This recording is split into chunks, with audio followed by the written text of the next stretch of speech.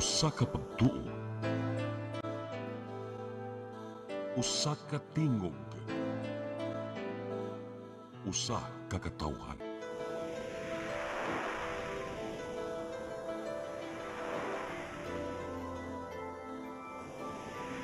Cebu Catholic Television Network.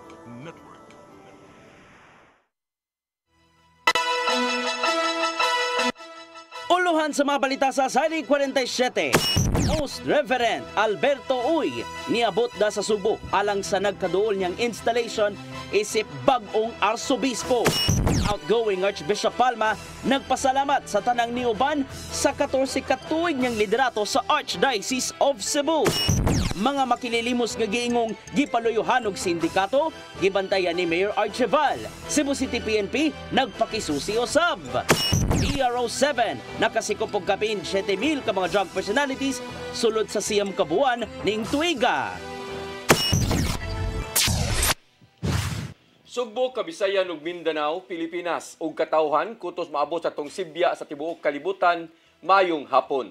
Live kita karon sa CCTN Channel 47 ug kini ang tulumanon sa nagunang kasayuran nga angay natong masayran. Ako si Dennis Tabar. Tulumanon sa patas ng mga balita o opinyon. Ako si Danica Cabalies.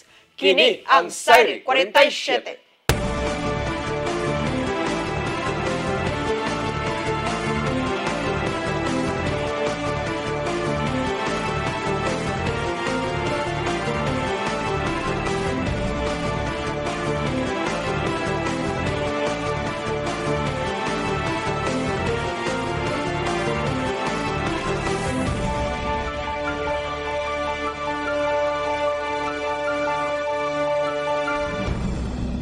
Ug karon sa kumpletong detalye sa atong mga balita, Archbishop Designate Alberto Uy mihangop sa mainitong pagsugat sa mga sugbuanon nganha kaniya.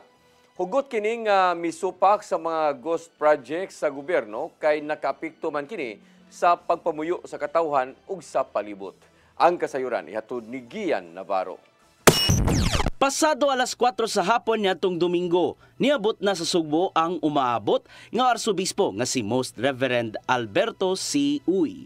Human mikanaog sa gisakyang barko sa Ocean Jet sa Pier 1 gikan sa Bohol, gisugat siya sa mga opisyal sa Sugbo ug ubang kaparian. Nakahigayon usab sa paghatag og mainitong welcome ang mga deboto ngadto kang Uy ato silang motorcade. Hangtod nga nakapadangat sa iyang pagtuo sulod mismo sa compound sa Archbishop Palace dungan sa gipahigayong Vespers. Sukad sa iyang pag-abot, nabati gyud sa ikalima nga Metropolitan Archbishop sa Sugbo ang grand welcome gikan sa katawhan human sa emosyonal niyang panamilit sa Diocese of Tagbilaran. Ning adlong Lunes, gisugdan ni Uy ang yang adlaw pinagi sa Santos nga misa ug pagpananom og kahoy sa palibot sa bag-o niyang Pinoy-anan. Og nagpadayon ang pag-welcome sa ubang mga Sugbuanon kang Uy ato siyang pagbisita sa Basilica Minore del Santo Niño de Cebu.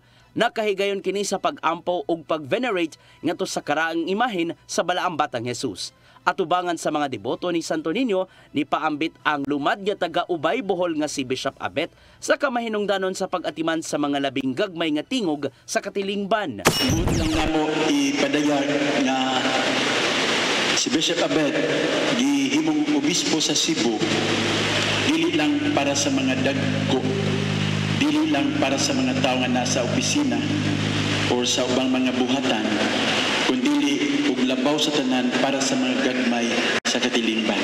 Sa diyang nilabay kini sa Magellan's Cross, gisugat si Bishop Abet sa mga sinulog dancers gikan sa Lumad Basakanon hangtod nga gi-welcome siya sa hingpit sa mga opisyal sa Cebu City Government pinanguluhan nilang Mayor Nestor Archeval ug Vice Mayor Tommy Osmeña. Ato sa ilang courtesy visit ug reception lunch, mibutyag si Uy nga usa siya sa katawhang Pilipino nga hugtanong misupak sa mga ghost flood control projects. Inay nga mag-usik-usik sa panudlanan og mangurakot, giauhag sa umaabot nga arsobispo ang mga opisyal nga muhimo og mga godly projects aron hayan mapaimuslan sa tanang katawhan. No to ghost projects, yes to godly projects. What are those godly projects? Projects that uplift the poor, projects that protect the environment, projects that bring genuine progress, and lasting peace. Alang ni Mayor Archival, haum kaayo ang liderato ni Bishop Abet kinsang nanalipod sa kaayuhan sa kalikupan sa nahimong agenda sa syudad. We know of your strong environmental advocacy, Archbishop, and we in the city government are eager to collaborate with you in the Archdiocese in caring of our common home to make it sustainable, smart, and inclusive. Nagpabilin nun ang pagka-mahiubsano ni Bishop Abet, bisan pa man sa gihulagway niyang 5-star nga pag-welcome kaniya. Sumapa niya nga dili lang siya ang hilabihang gi-welcome sa tanan, kundili ang atong Ginoong Hesukristo nga may naghatag siyang bagong misyon isip bagong arsobispo sa Sugbo. Nauna ko, but still I was happy. But it dawned on me really, you welcome not me, but Jesus. It's all about Him. Karong Martes, September 30 sa alas 9 sa buntag, may tabo ang installation ceremony kang uy sa Cebu Metropolitan Cathedral isip timaan sa hingpit niyang paglingkod isip arsobispo sa labing karaang archdiocese sa Pilipinas. Gian Navarro, CCTN News. Outgoing Archbishop Jose Palma nagpasalamat sa tanan human sa nisubay siyang liderato sa Archdiocese of Cebu sulod sa 14 ka tuig. Mipasalig siya nga magpabilin sa Sugbo ug anda mo dawat sa ubang mga imbitasyon. Ang kasiran hatod pagbalik ni Gian Navarro. Gipaagi sa usa ka Santos nga misa ang pagpasalamat ni outgoing Cebu Archbishop Jose Palma ngadto sa tanang mga Katolikong niuban siyang liderato sud sa 14 ka tuig. Pinagi siyang wali. Gibalik lang to ni Palma ang mga nahimo sukad nga siya ang gitudlo sa Vatican aron dumalaon ng Archdiocese of Cebu sukad pa niadtong Enero 2011.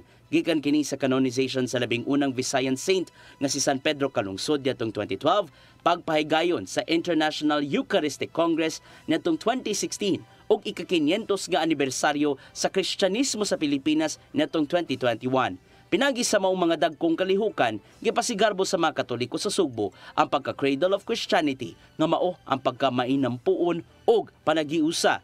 Gani mas napaligon ang kinaiya sa tanang mga Katolikong Sugboanon panahon sa madagkong katalagman ug krisis. If there were expressions of unity in both good times and bad, if there were moments when even those who have less feel there is reason to hope because the others share.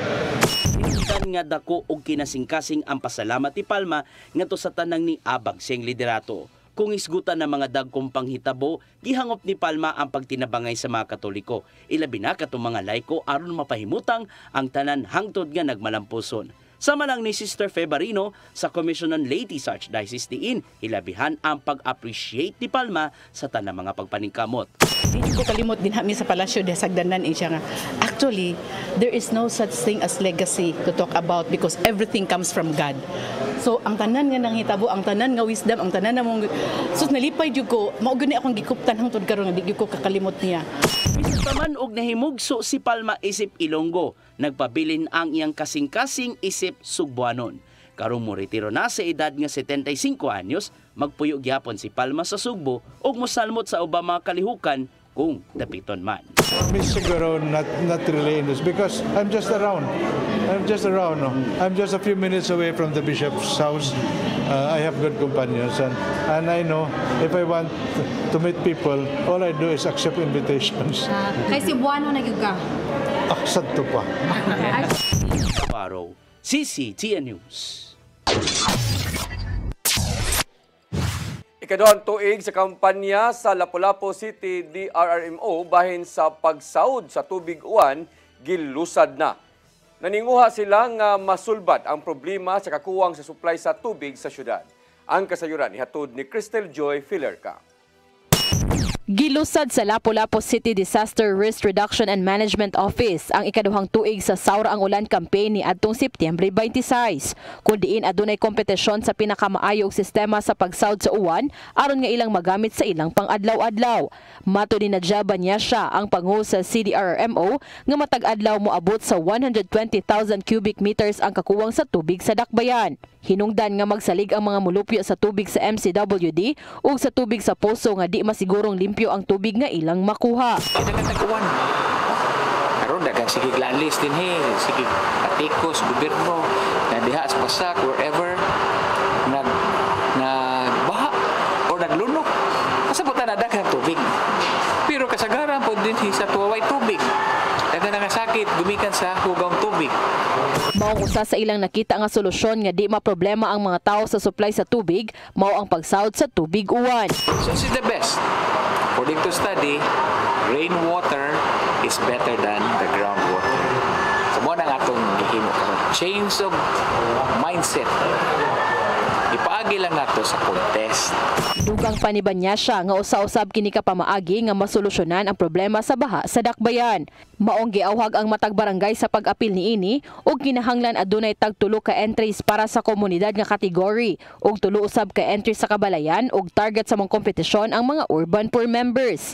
Suma paniban niya siya nga matag barangay aduna gyoy mananaog, usa sa community category ug usa usab sa household category.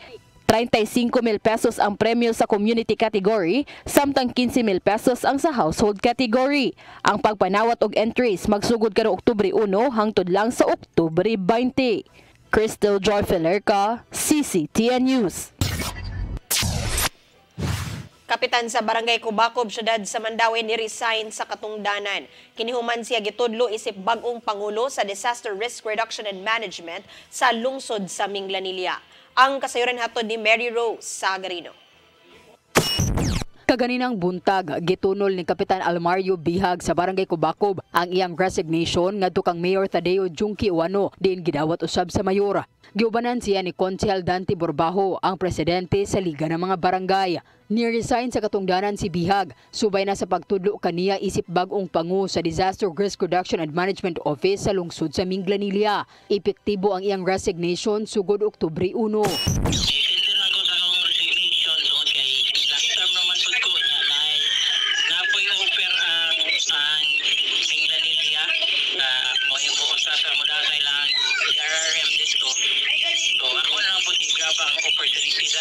Nalipay lang sad mi na ang taga-usag yung taga Mandawi ang gikuha gyud sa nakita sila sa iyang pagka-passionate na iyang trabaho and very knowledgeable and experienced si Kap Kadoy diha no na area kaning sa atong disaster risk reduction management.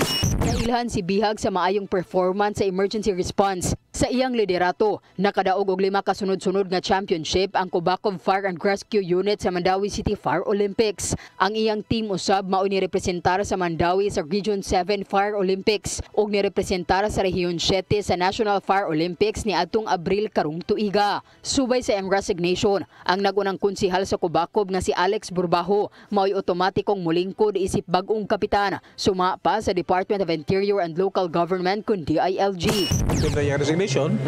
By operation of law, ang highest ranking sa kaniyang barangay member. Mao'y mo take oath as punong barangay. Need pa nag-appointment, sir? Or? Wala na. Kay by operation of law man. Wala na ilahing papilis gikinanglan. Oath of office ra gyud niya nga dawat siya. Dawat siya sa trabaho. Sa muhulip sa kuwa nga konsehal, mato ni Gonzales nga magdepende sa itudlo sa mayor ug maaprobahan sa konseho sa syudad. Mary Rose Sagarino, CCTN News. Moabot sa 121 ka mga tunghaan lukop nasod ang gigamit nga evacuation center atol sa Pukuso sa Bagyong Opong. Matod sa Department of Education kun DepEd nga moabot usab ngadto sa 13.3 ka milyon ka mga tinun-an ug kapin 569,000 ka mga personnel ang naapektuhan sa mao nga kalamidad sa miaging semana. Gikan kini sa dulan 24,000 ka mga pampublikong tunghaan ang labihang naapektuhan sa kalamidad. Gisiguro usab ang DepEd nga mohimo kini og pakisusi sa mga gikinahanglan sama sa mga apektado sa mao nga bagyo ingon man ang danyos nga gibilin niini.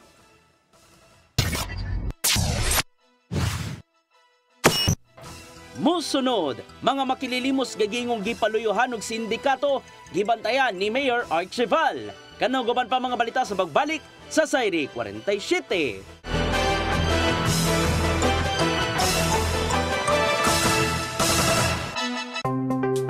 Discover the beauty of the Philippines.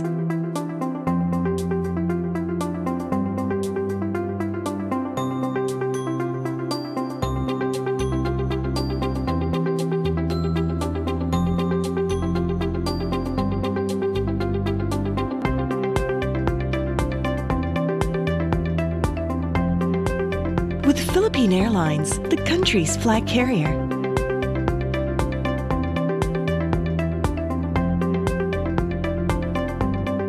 The airline that lets you feel the warmth of the nation.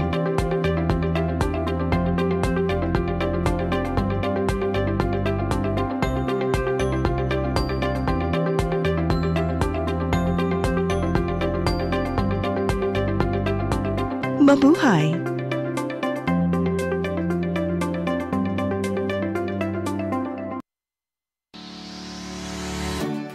Looking for the best internet deals in Negros Oriental? PhilProducts Negros is here to bring you fast, reliable, and affordable internet with plans made just for you. For as low as 899 pesos per month, enjoy speeds of 50 Mbps, perfect for streaming, working, or studying from home. Need more speed? No problem. Get 100 Mbps for just 1,199 pesos. 150 Mbps for only 1,499 pesos, or our fastest plan, 400 Mbps for just 2,399 pesos per month. Plus, you can add over 100 cable TV channels to your internet plan for just an additional 100 pesos per month. That's entertainment and lightning fast internet all in one. Enjoy no installation fees and start today with a 1,000 peso customer deposit. Call us now or visit our website to sign up with the PhilProducts Negros. You get internet that's affordable, reliable, and local. PhilProducts Negros, bringing you closer, faster. Call us at 0917-631-5240 or visit our website www.philproductsnegros.net or our Facebook page, PhilProducts Dumaguete. Subscribe now. Press Briefing. Midweek reset. Real talk. From headlines to hot takes. This is Press Briefing, the show that has it all. Midweek, we cut through the noise and bring you the stories that actually matter. News, views, insider scoops, straight from the source. Right from the horse's mouth. Politics, public issues, community concerns, and controversy. We break it down. No filter, no filler. Press Briefing. Sharp, fearless, always relevant. Brought to you by the Cebu Press Club. Beyond the headlines, we are Cebu's voice. We are the voice of truth and reason in every town, in every season, with pens of light. We draw the line for justice, peace, and story spine. Cebu Press Club, our banner flies beyond the noise, beneath the skies. Integrity, our step for people, hand in hand, beyond headlines. We proudly stand.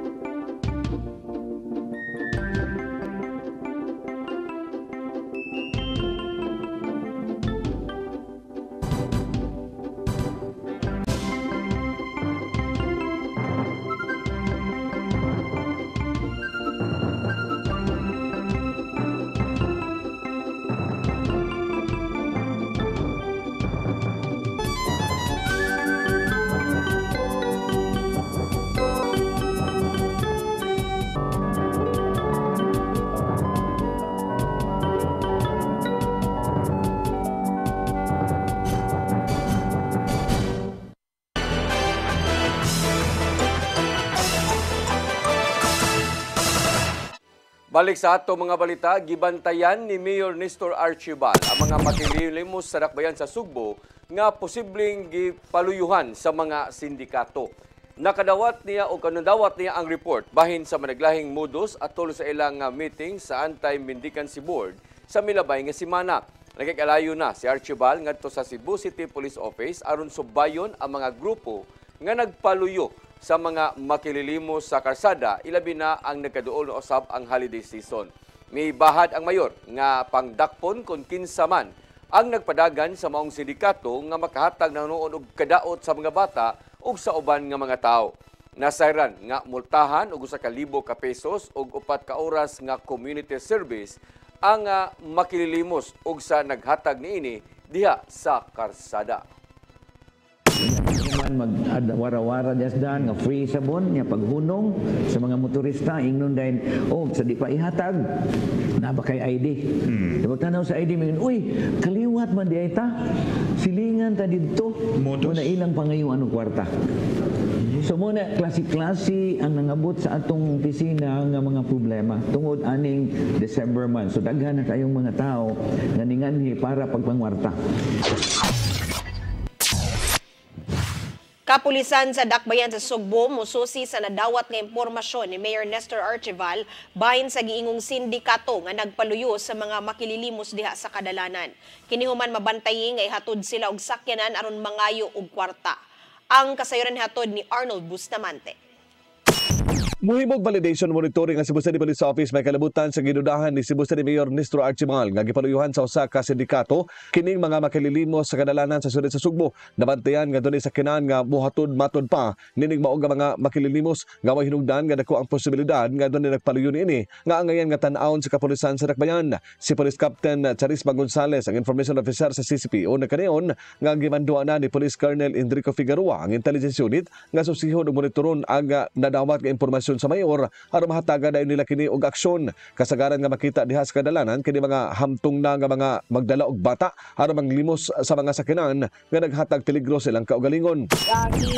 Gi-instruct na ni Colonel Figueroa ni City Director ang ato ang intelligence unit to monitor on that kung naa og kana nga van o kinsay owner ana nga van, so probably that would lead us to the kanang kinsay ni facilitate anak nila. Dugan ni Gonzales nga posibleng dunay himuon nga rescue operation ng Department of Social Welfare and Services sa mga bata nga gamit sa pagpakilimos. Giklaro ni Gonzales nga ang papel lang sa mga pulis sa Dakbayan Sugbo mao ang paghatag sa area security sa Anti-Mendicancy Board sa Dakbayan sa Sugbo nga mopatuman sa ordinansa. Ito lang ni mo provide og security sa agency nga mo enforce ana nga balaod. Mabantayan nga nagkadaghan kini mga makililimos diha sa karsada nga nakapahingawa sa mayor nga maghatag kanila og peligro sa disgrasya. Arnold Bustamante, CCTV News. Babag-Uno Elementary School sa Lapu-Lapu City nagpatuman una og 3 ka shifts sa klase tungod sa kakuwang sa classrooms. Adunay mga classrooms nga gidemolish para sa gitrabaho nga 4 ka andana nga building. Ang kasayuran ihatod ni Crystal Joy Filerca. Kini ang kasamtangang sitwasyon sa gitukod nga 4-story building nga may 8 ka classroom sa Babag-Uno Elementary School sa Dakbayan sa Lapu-Lapu human sa kapin usa ka tuig nga pagtrabaho. Kun diin napabarog na ang maong building apan wa pay pintal, mga bintana ug mga pultahan. Mahinumduman nga usa ang Babag-Uno Elementary School sa 4 ka mga tunghaan sa Lapu-Lapu City nga may unfinished school building base sa report nga gisumiter sa DepEd Lapu-Lapu City Division ngadto sa Central Office. Apan sa 4 ka mga tunghaan, kinira usab ang nag-inusarang tunghaan nga nabubuan og bulto nga pondo nga 39.8 million pesos gikan sa buhatan ni kanhi Congresswoman ug karon Mayor Cindy King Chan aron mapahuman ang 4-story building. Sa project information, gisugdan kini ni atong Agosto 29 tuig 2024 apan way nakasuwat kung kanusa ang completion date niini. Apan base sa assessment sa DepEd Lapu-Lapu City Division, ana kini sa 75% completion. Suma pa sa foreman nga si Silmar Batikan nga posibleng mahuman na kini sa sunod nga buwan. Siguro na. Agad lang po siguro ko sa kuwan. Sa mga ganang sa kuwan baka nang sa mga materyales. Basit karon nga sunod nga buwan mahuman na ni. Samtang matod sa principal sa maong tunghaan nga si Lilian Ancheta, nga 4 ka mga classrooms ang gidemolish aron lang nga mapatukod ang maong building. 2 ka classroom sa grade 5, usa sa grade 1 ug usa sa kinder. Tungod ni ini, 4 ka classroom sa kinder ang nagpatuman una og 3 ka shift sa klase, tungod kay sa kasamtangan nagkuwang na sila og classrooms. Tungod kay gawas sa mga gidemolish nga classrooms, gi-repair usab ang 3 ka classroom sa grade 3. And then so right now, ang among gibuhat is ang kindergarten nga klase amo siyang gi-compress diri sa morning. So bali kaning classroom diri nag 3 shifts ni siya. So sa morning ang kindergarten dahil ipasud na mo ang grade 3 para lang maka face to face ta ng bata. Naghinaot ang principal nga mapahuman na sa mas daling panahon ang mga 4-story building tungod kay gikinahanglan na nila ang maong mga classrooms. Aron nga gawas sa ilang special program in science, makapahigayon na usab sila og regular classes sa ilang grade 6 samtang 2 shifts gihapon ang kinder hangtod sa grade 5. Dako kani siya gikatabang kay naa naman may ma-extra nga 3 ka classrooms nga ma-accommodate na namo ang uban. So hopefully ang grade 6 namo akong plano is mo na whole day na. Ang Babag Uno Elementary School adunay kapin 2,200 ka mga tinun-an. Crystal Joy Felerca, CCTN News. Bagong rescue center alang sa Mandawi City Social Welfare and Services gitugyan kaganinang buntag. Aduna nay pasilidad kabutangan sa mga libod suroy ug mga menor de edad nga ma-rescue. Ang kasiran hatod ni Mary Rose Sagarino. Gipanguluhan ni Mayor Tadeo Junki Uwano uban ang mga opisyales sa syudad sa Mandawi ang turnover sa bagong gi-renovate nga rescue center sa City Social Welfare and Services kun CSWS. Aduna nay dakong hawanan ug managlahing CR alang sa babay ug lalaki. Gimando ni Uwano niadtong Hulyo ang pag-convert sa daang storage room sa mga disaster kits aron mahimong usa ka functional nga rescue center. Kaniadto ang mga na-rescue temporaryo lang nga gipahimutang sa tent gawa sa building sa CSWS tungod kay wala pa'y pasilidad. Pagpakita nila nato na wala di ay ang holding area nila diri is only kaning tent. So, kung din na ninyo holding area, kung barog bulak ka, so may nagpugong. Wala nagpugong. So, ito ni hangiyat sa itong BGS. Dito, naging very presentable. Ay mahul ka rin, hindi ta makuha na being a highly urbanized city. Ang nalagay sa saktong holding area. Muabot sa 400,000 pesos ang gigahin alang sa renovation nga gihimo sa Department of General Services Office. Si Glydiza Guchoco, tigpamaba sa CSWS, nagkanayon nga sagad sa mga ma-rescue mga minor de edad o mga libod suroy nga gilayon usab nga i-turnover ngadto sa ilang mga barangay. Maghimot ang guidelines ani kung saan pwede maabot diri. So there will be a guidelines nga atong ihimo para aning akuan holding area. Magpalit usab sila og mga higdaanan ug uban pang kinahanglanon aron mapalambo ang kahimtang ug kahamugaway sa pasilidad. Mary Rose Sagarino, CCTN News. Gidagsa sa libuan ka mga senior high school student o out of school youth ang scholarship school fair sa Hopes Dome sa Dakbayan sa Lapu-Lapu kagahapon. Kini mo'y unang higayon sa pagpahigayon niini ang lokal nga kagamanan sa Dakbayan o uban sa papakig-alayon sa 18 ka mga tunghaan. Gilauman nga 1,500 lang ang motambong apan moabot og 3,000 ang nagparehistro aron makapangita og scholarship alang sa nagkadaiyang mga kurso nga gitanyag sa mga nagkadaiyang tunghaan. Lakip sa nitanyag og mga scholarship ang mga dagkong universidad sa Dakbayan sa Sugbo.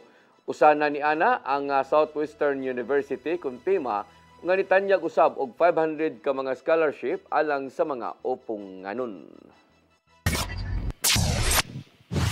Mika naog na sa katungdanan si Ako Bicol Party List Representative Zaldi Co. Karong adlaw taliwa sa giatuba nga pasangil sa questionabling flood control projects. Matod sa giluwatang suwat ngadto ni House Speaker Boji D. III nga nakadawat siya og mga hulga ingon man ang mga sakop sa iyang pamilya. Nigawas ang resignation ni Ko nunod sa rekomendasyon sa Independent Commission for Infrastructure ngadto sa Ombudsman alang sa posibleng pagpasaka og managlahing kaso. Uban ni Ko ang pipila ka mga opisyal sa DPWH Mindoro din kasuhan og graft, malversation ug falsification of documents.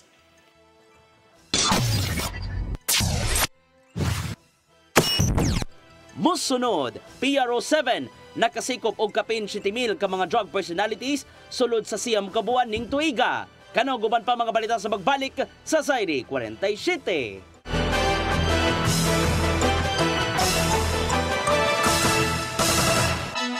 Siguradong pagkain sa buong bansa. Masaganang ani, mataas na kita. Maunlad na buhay ng mga magsasaka at mga mangingisda. Siguradong pagkain sa buong bansa. Congratulations! Nunito Tatay Dodong A. Lemchua, awarded as Cable TV Maverick, Father of Cable TV in the Philippines, given by Philippine Cable and Telecommunications Association Incorporated, PCTA, from Phil Products Group of Companies.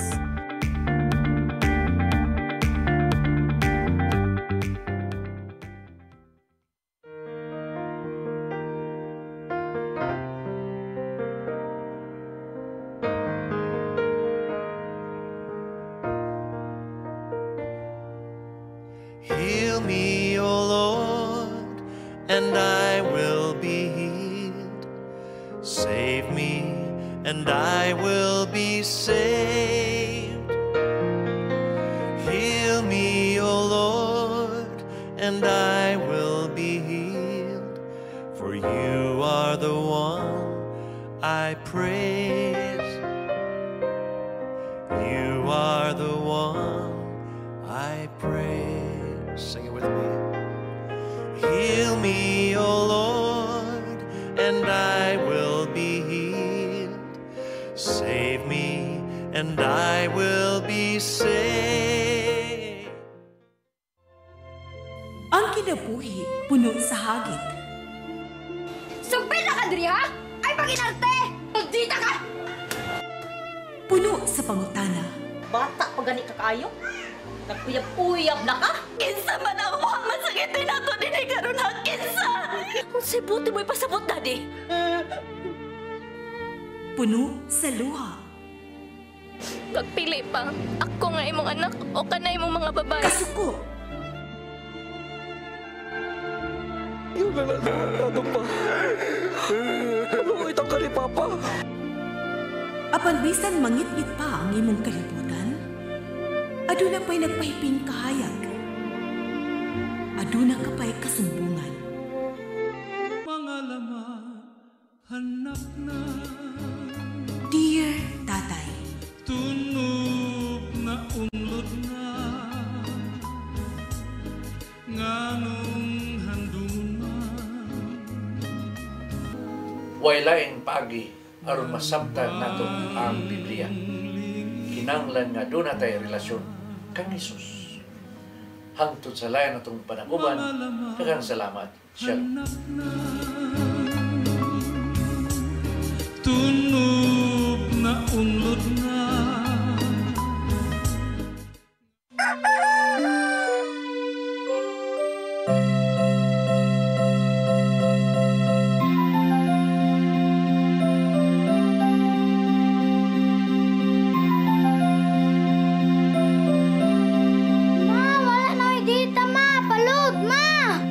Sorry ma'am, na-late ko.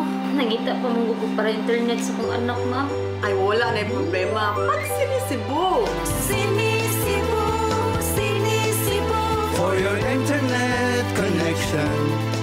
And for the signal of your cable TV. So fast and straight, the transmission to your home. Sinisibu! Sinisibu, Sinisibu. Offers you to have fiber optics. For your viewing experience, perfect and clear, so fast. So great and affordable for you to enjoy. Sinisibu. Sinisibu Television Network Incorporated offers fiber to the home broadband internet bundled with fiber to the home cable TV connection. Sinisibu Television Network Incorporated, with its operation in Metro Cebu and the whole province of Cebu soon. And affordable for you to enjoy. Sinisibu!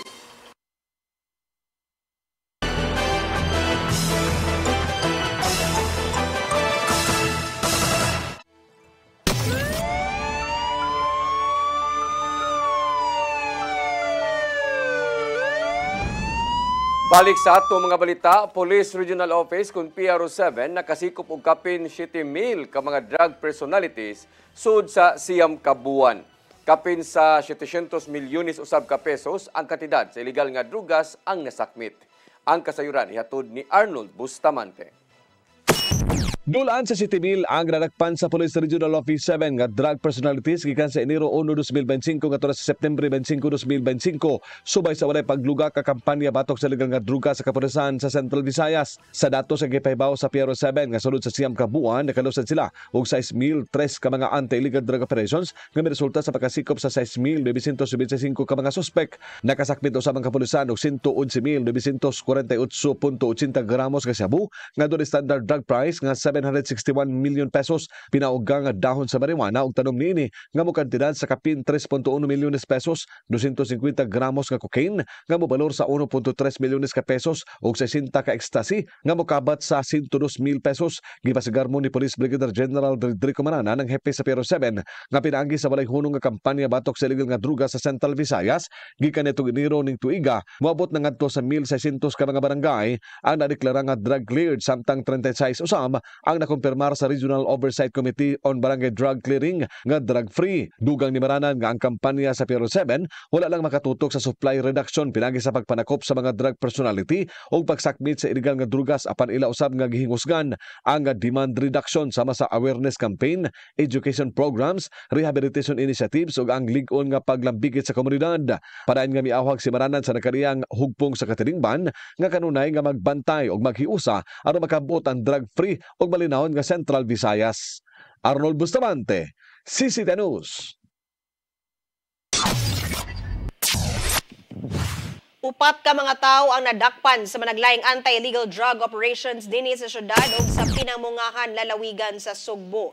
Tulo ang nasikop human giguba sa PNP ug PDEA ang usa ka drug den sa Barangay Labangon, Cebu City niadtong Sabado.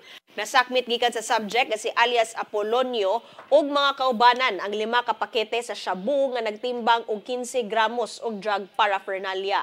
Samtang sa operasyon sa Barangay Lamak Pinamungahan, nasikop usab ang 42 anyos nga drug personality nga si alias Joseph. Nakuhaan ang mao nga balhabal driver og 6 ka pakete sa shabu. Kasong pagpamaligya og droga sa og pag-maintain og drug den ang ipasakang kaso sa mga dinakpan. Patay na nakitaan ang mag-amahan og unang gireport nga na missing niadtong Sabado sa Barangay Bagasawi, lungsod sa Tuburan sa mihanang bahin sa Sugbo. Unang nakitaan ang 62 anyos nga amahan si Marcelino Suelto kagahapon mga alas 7 sa buntag sa kadagatan sa Barangay 6 poblasyon sa mao gihapong lungsod. Sunod nga nakitaan ang 49 anyos nga anak nga si Joselito Suelto dool sa Face Sanctuary sa Bagasawi, Tuburan. Nasayran nga namukot ang mag-amahan niadtong Sabado ug wa na kini makabalik pa sa ilang nga panimay. Una nga na missing hingungdan nga gipahigayon ang search and rescue operation. Patay na nga napalga ng usa ka person with disability human natagak sa Pangpang sa sitio Gubang Bukid, Barangay Adlaon, Bukirang Dapit sa syudad sa Sugbo kagahapon. Giila ang maong PWD nga si John Rail Agua diin nakit-an kini sa mga otoridad nga naglutaw sa tubig sa creek. Matod sa Malubog Police Station nga nananghid ang maong PWD sa iyang igsuon nga pangitaon ng iyang inahan. Mitungas ang maong lalaki sa Bakilid paingon sa Barangay Tabao hangtod nga wala makauli pagbalik. Gituhan nga naligas ang tiil niini ug nahagbong sa ubos paingon sa creek nga dunay tubig hangtod nga nalumos. Walay nakit ang foul play ang kapulisan nga misusi sa patayng lawas niini. Mao kadto naglangkob sa atong mga balita sa Sayri 47. Ako si Dennis Tabar. Ako si Danica Caballes, sangtod ugma sa inyong paboritong tulumanon. Sayri 47.